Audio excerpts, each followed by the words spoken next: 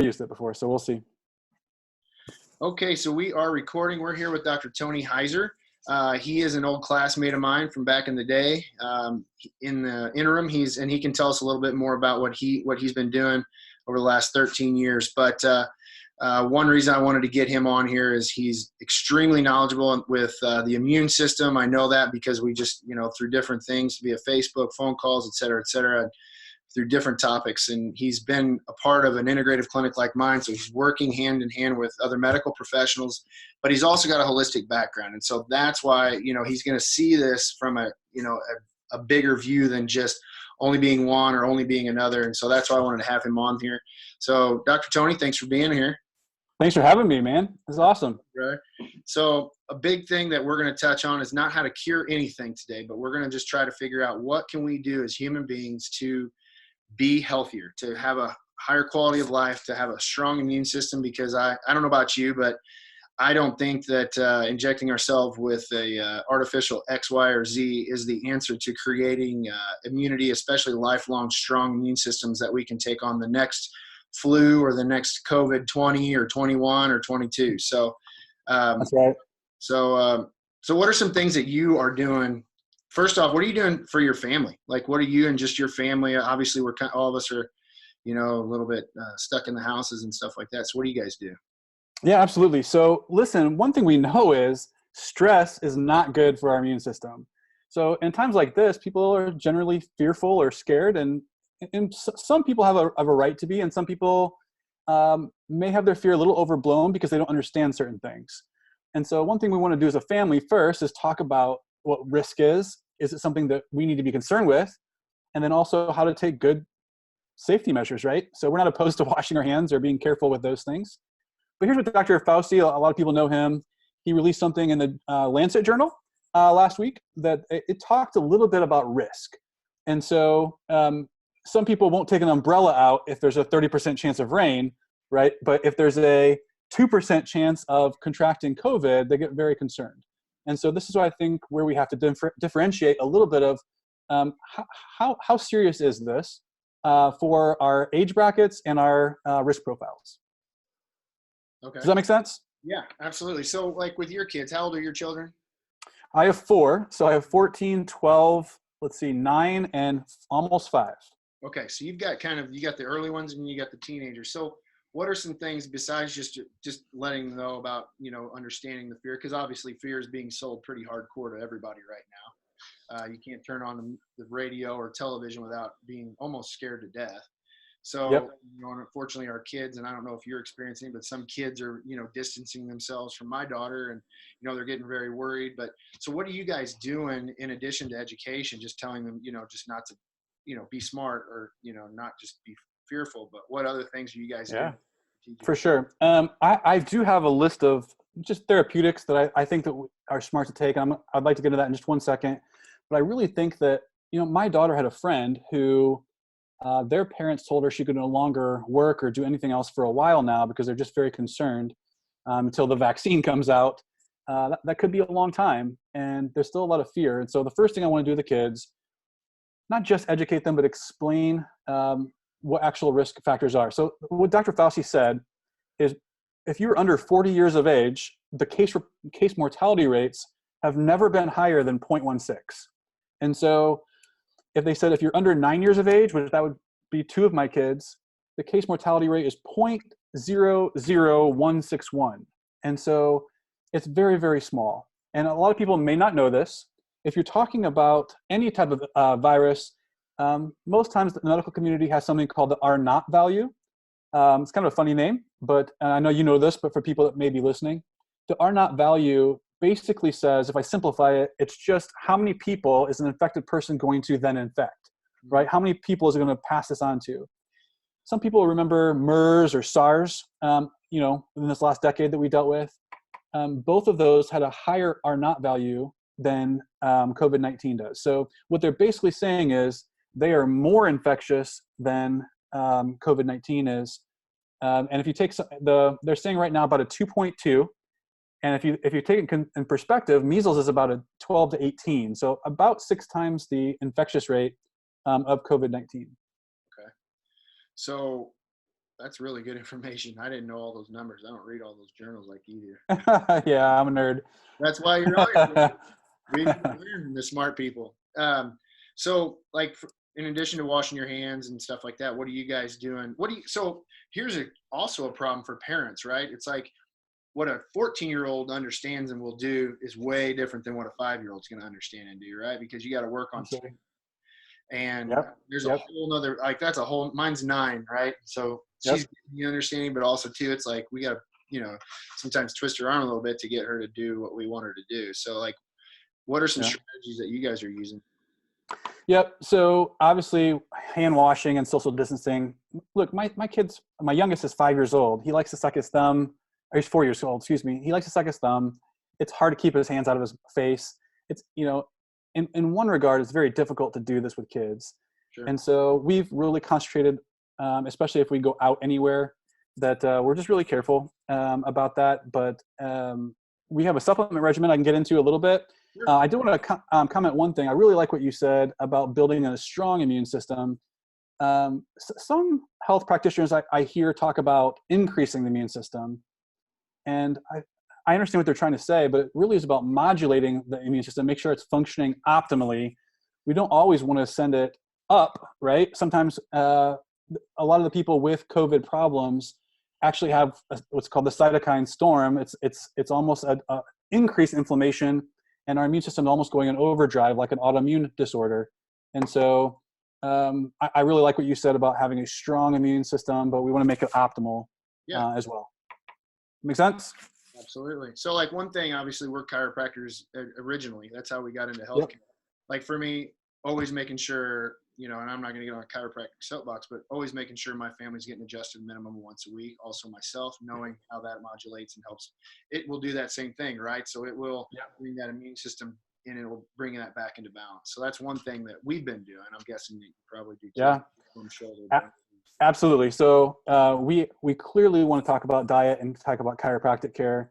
Listen, the healthier your body is, clearly, a lot of the news articles are basically saying the people that are running into more serious consequences with the coronavirus are the people that have comorbidities, right? The people that are not healthy, whether that's heart disease or lung disease, or blood, a blood sugar issue.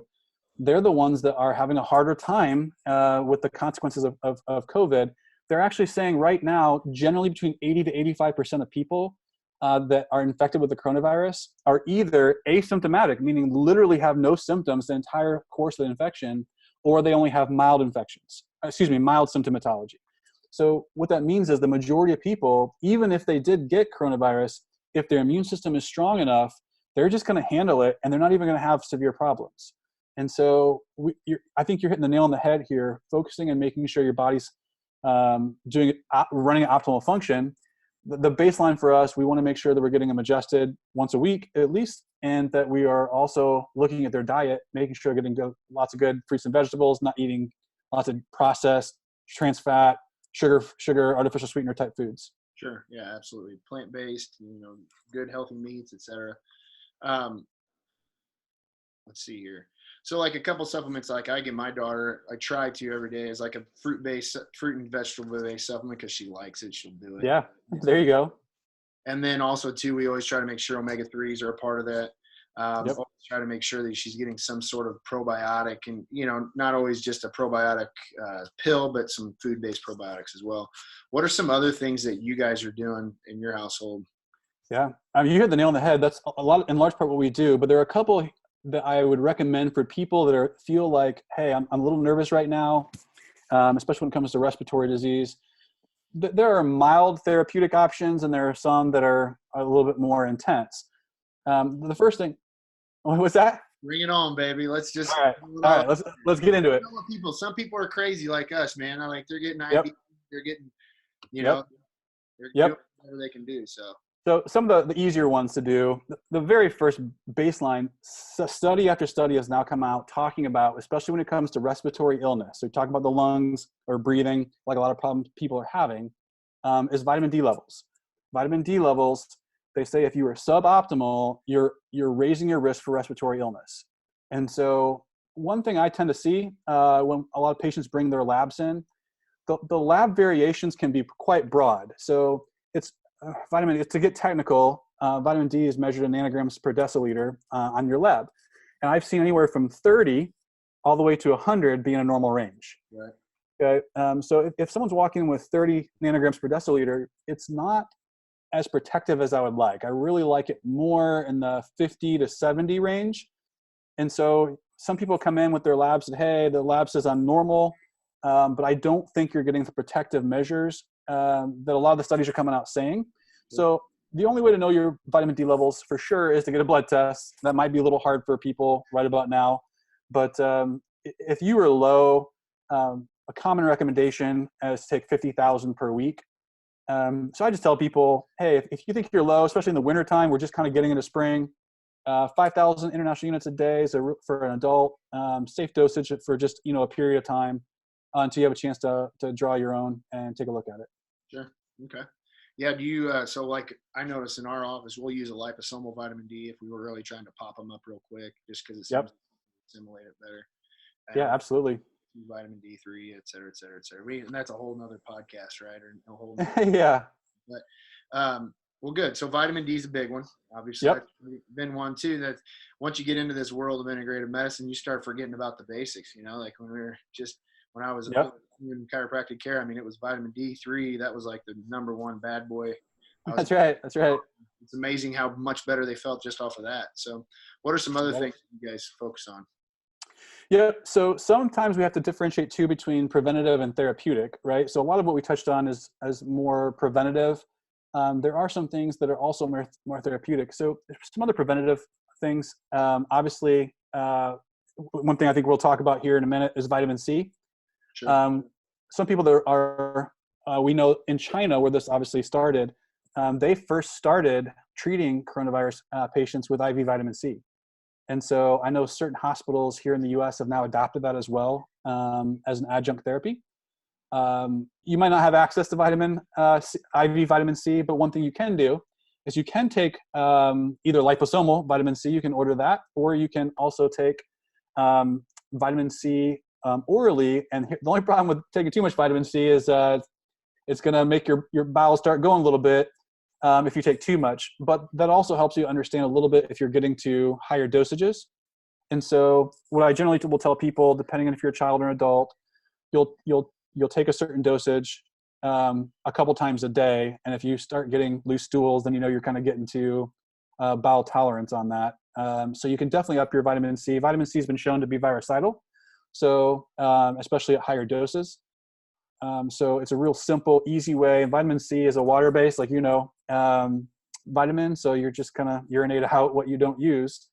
Right. And so it's a really cheap, easy way to help. Is there a type that you like best? Like I know there's a buffer, different like buffered powder, ascorbic acid buffered powders, et cetera, et cetera. Yeah, liposomal and buffered is really good. I mean, what a lot of the studies are showing, so when people talk about vitamin C in the general sense, it's ascorbic acid. But if you're talking about some of the other flavonoids that go with it, has it shown to increase absorption? Like sometimes you'll see like rose hips put in vitamin C. You'll see other flavonoids. It's basically for absorption of that. The other thing we do know with vitamin C is if for whatever reason you're taking iron in a multivitamin, you have to be a little bit more careful. Because vitamin C will help your body absorb iron in a little bit higher capacity. Sure. So all you folks with low iron, just increase your vitamin C. And who knows, you may end up not needing. That's one thing you can do. You got it. Side note, there you go, and just learn something else. Okay, so we got the basics. What else you got? Yeah. So one thing we saw recently with a couple different studies, some that actually were coming out this past year, even before this hit, when you're talking about respiratory illness, a lot of people are talking about melatonin. Melatonin, probably you've recommended it yourself for sleep issues. Right. Melatonin is produced by the pineal gland, and as we get older, we don't make as much of it. They've done multiple studies now that have shown in alveolar fluid, which is the little sacs down the lungs, and just measuring the floating cytokines is how they say it.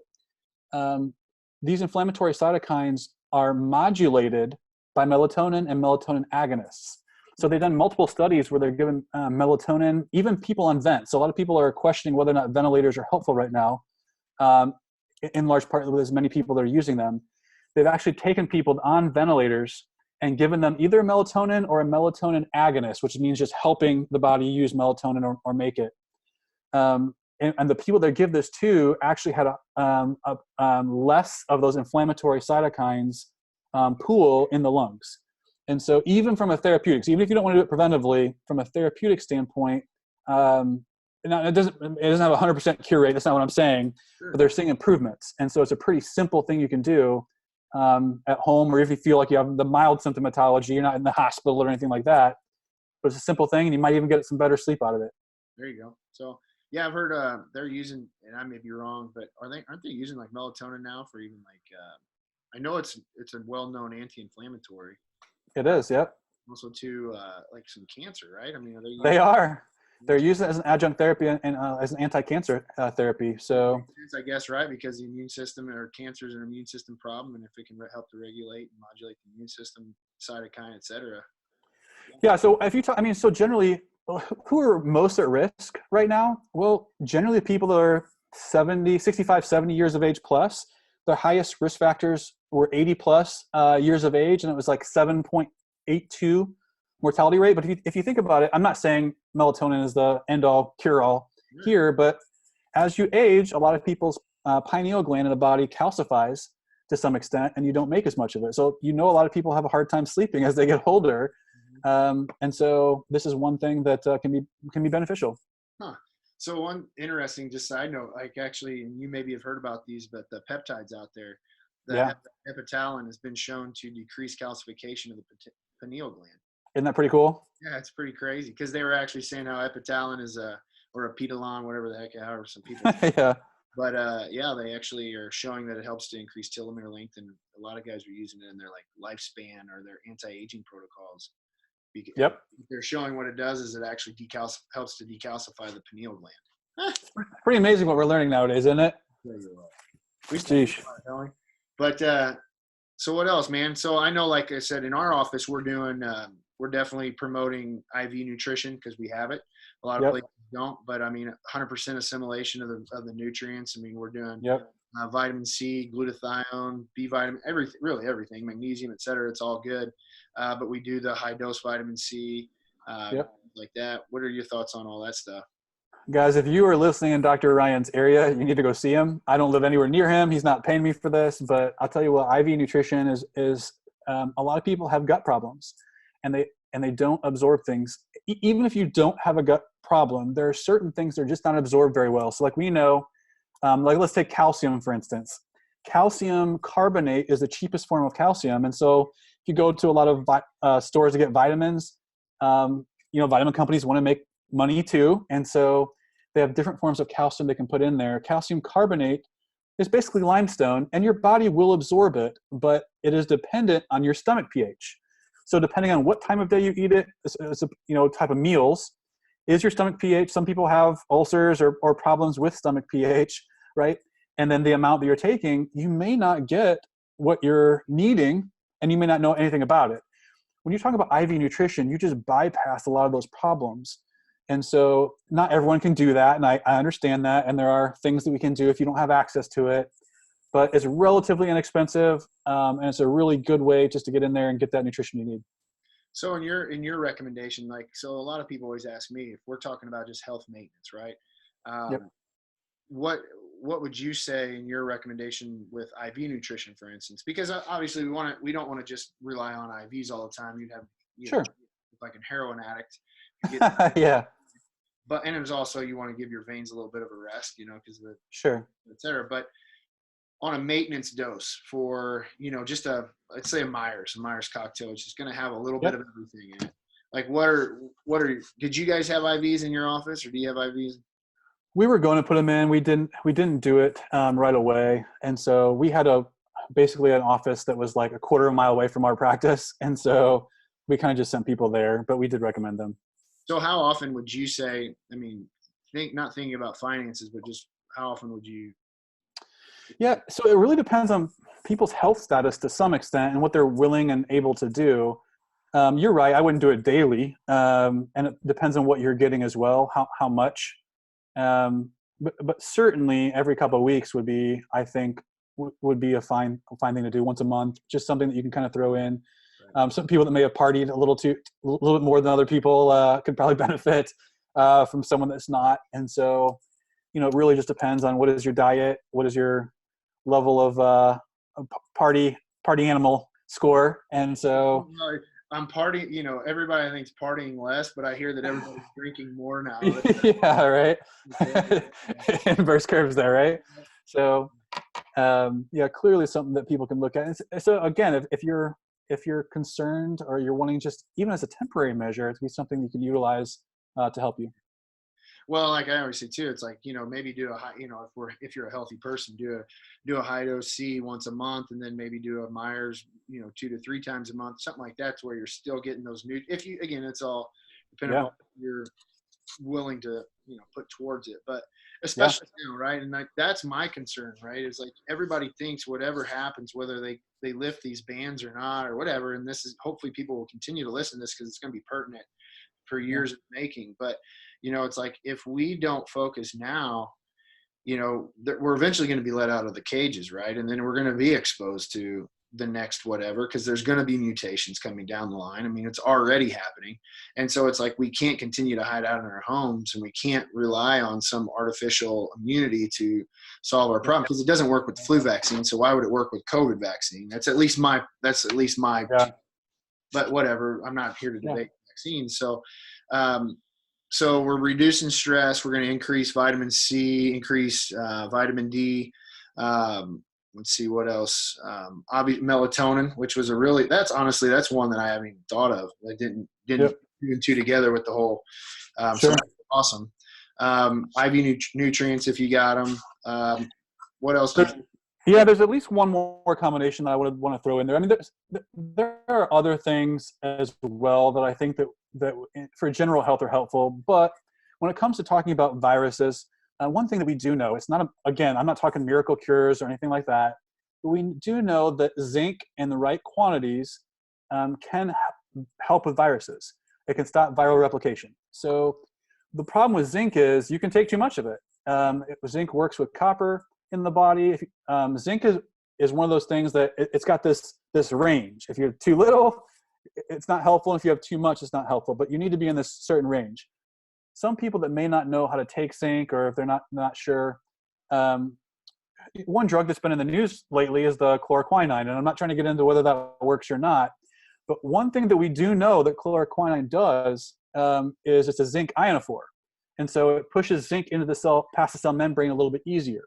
So is there anything supplement-wise that could do the same thing without you have to go to the doctor or any prescription? And there's been a couple studies that said yes. There are actually 2 different substances that are zinc ionophores. So they help push zinc into the past the cell membrane a little bit easier.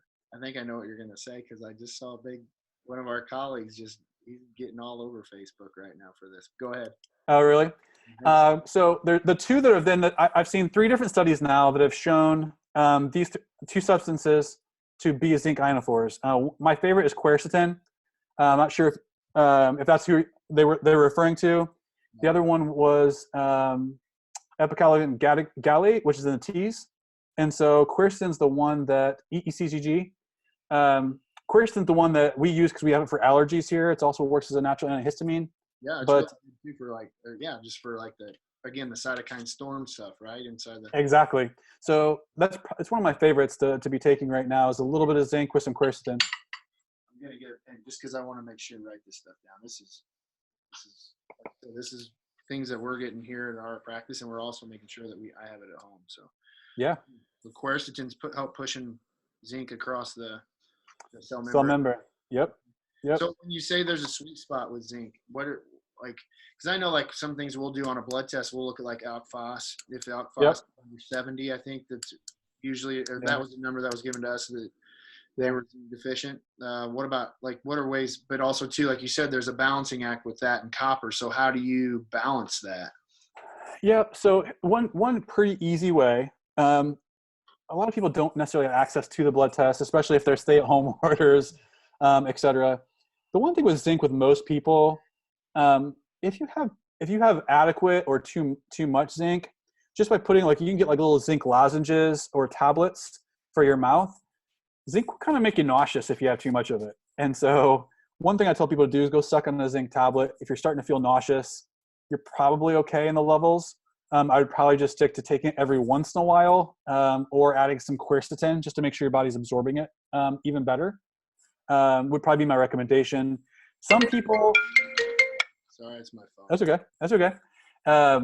Some people. Some people do have a problem just with, because it is a metal. Some people have very sensitive palates with it. You can have sprays, or you can do IV zinc as well if you need to. But the majority of people, if they just try a lozenge and suck on it for a little bit, if they don't feel nauseous, they're probably good to take it at least every couple of days for a period of time that they're nervous about getting sick. Sure. Yeah, that's a definite, that's in my, whatchamacallit, but I was taking it too because there's actually zinc's supposed to help with testosterone levels. It does. Yep. We do a lot of HRT here. And so, when I was trying to naturally get my testosterone the way I wanted it, I was hammering zinc and I'd get some stuff. I was like, why am I doing that? Yeah. Yep. Got to be careful with zinc. So generally, I think most people 50 to 70 milligrams, but I really like the lozenges, the little tablets. It's just an easy way. If you're generally, the body will give you a little bit of response, but again, I don't think you have to take it every day forever, but during those times that you're a little nervous that, I don't want to get sick, I think it's healthy and safe to do. Cool, man. That's awesome. Yeah, the quercetin and zinc thing, that's awesome. Like, I've been researching quercetin a lot. I've been hearing it a lot. And I know it's been out there forever, and it's been in supplements that we've used for seasonal allergies, but I've been hearing it more for all this other, things as well. So that's really, really cool. All right. Well, I'll tell you what, we don't want people to start falling asleep with all this yeah, right. stuff. So anything that you can, to wrap it up, Tony, what are your thoughts on all this, man? What's your strategy moving forward? I mean, in addition to all this nutrient stuff, like what do you guys, what's in your back pocket? Yeah. I mean, so like, be smart, don't be scared, be prepared. Right. So here's what I tell people. Remember too, with this, they're saying that the virus might mutate. It might be cyclical. So it's going to come back with the vaccine that's coming out. Like you, I'm not trying to debate it, but just a couple facts on it. It's a new type of vaccine technology. They used to be able to, well, they still do in large part in a lot of vaccines. They grow them with eggs. This one, they're taking a spike protein, and it's like a new way of technology. And because they're fast tracking it, they're not going through some of the normal safety trials. Not saying they're not doing any, but they're not doing some of it. It's an RNA encoded virus. And so like the flu shot, we don't know success rates yet. In the last 15 years, I think the efficacy rates for the flu shot has been over 50% only three times, I believe. And so, a relative coin flip, it's just not something that that I think you should go do without asking questions about it, right? And so I think some of the things we talked about today can also be good strategies for the normal person to use. And to remember, guys, and if you're listening to this, know your age bracket, right? If you're under 40, 0.16 is the highest they've said is the case mortality rate. I mean, you're talking barely over 1/10%. And to get to a point where we need think of all the unhealthy people, right. They're included in that. I mean, cancer patients under the age of 40, or Yep. Yeah. That's a big span, right? I mean, I would like to consider us on the healthier end of the spectrum. I mean, heck, you just increase your vitamin D levels, you may be like on the 5% healthiest people on the planet, right? I mean, yep. There's a lot of sick freaking people out there, and so absolutely. And in the last 2 minutes, I'll just say this. Remember, naturally, when we didn't have vaccines, you required herd immunity to help protect people. And so some epidemiologists are saying right now that if we shut down or self-isolate too long, there's a potential to actually increase the amount of infections out there. And so what they're saying is the low-risk people, it might be good to have them exposed, because quite honestly, we probably don't even know the numbers that have already been exposed to the coronavirus because of testing has been so poor and the rollouts. That I think a lot of people probably have already had exposure to that. The few studies that have been out have shown a pretty high percentage of people already have antibodies to it, which basically means it's been exposed more than we think. So getting the low-risk people to get their exposure levels up is going to to get closer to that herd immunity that's going to protect the immune compromised people or in the high risk profiles as it is. Awesome. No, dude, I'm with you 100%. And lastly, I mean, can you have herd immunity through vaccination? Oh man, that is a very long subject. I don't know. That's another podcast. That's another podcast. All right, brother. Well, hey man, I appreciate you greatly, dude. Thank you so much for being willing to just get on here and talk with me. I know we don't get to talk nearly as much as we all need to, but yeah, thanks for having me. No, absolutely, man. I knew you'd have some awesome insight onto all this, and just some great little things that we could all be doing. I mean, I know you're a family man. You got faith, and you just do it for the right reasons. And I just appreciate you and all the other folks out there like you. So, let's keep in touch. Absolutely. I wouldn't mind doing a little side. I mean, I have to put it on the dark web or something. Just there you go. I don't want to put a target on our head, but I appreciate you. Good luck in the future, man. And let's keep in touch, and God bless you and your family. You too, man. See you later. See you, dude. Bye-bye.